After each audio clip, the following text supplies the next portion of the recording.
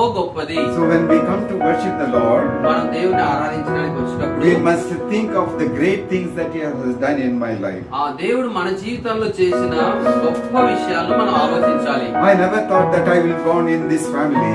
నేను ఈ కుటుంబంలో జన్మించానే అని ఆలోచించకూడదు. And it is a great privilege I am born in a Christian family. నేను క్రైస్తవ కుటుంబంలో జన్మించడం ఒక And I గొప్ప thank భాగ్యం God అని for మనం giving భావించాలి. me a God-fearing parents. నాకు దేవునికి భయపడే తల్లిదండ్రులు ఉన్నారని I మనం thank గొప్పగా God for the భావించాలి. good church that He has given to me that gives the word of God in detail. దేవుని సంఘాన్ని మనకి ఇచ్చినందుకు దేవుని మనం థ్యాంక్స్ చెప్పాలి దేవునికి.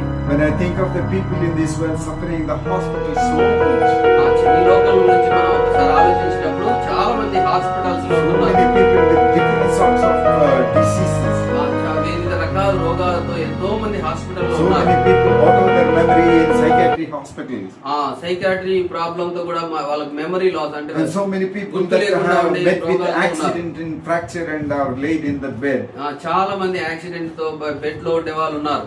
But God in His grace brought me to His presence.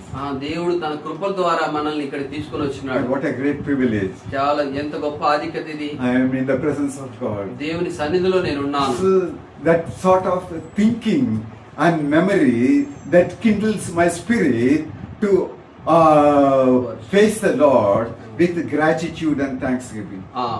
దేవుడు ఈ విధమైన ఆలోచనలు నేను దేవుని సన్నిధిలోకి వచ్చి ఆయన నిజంగా ఆరాధించడానికి ఎంతో కృతజ్ఞతా భావంతో హృదయంలో కలిగి ఉండి నేను దేవుని ఆరాధించాలనే దేవుడు కోరుతా ఉన్నాడు.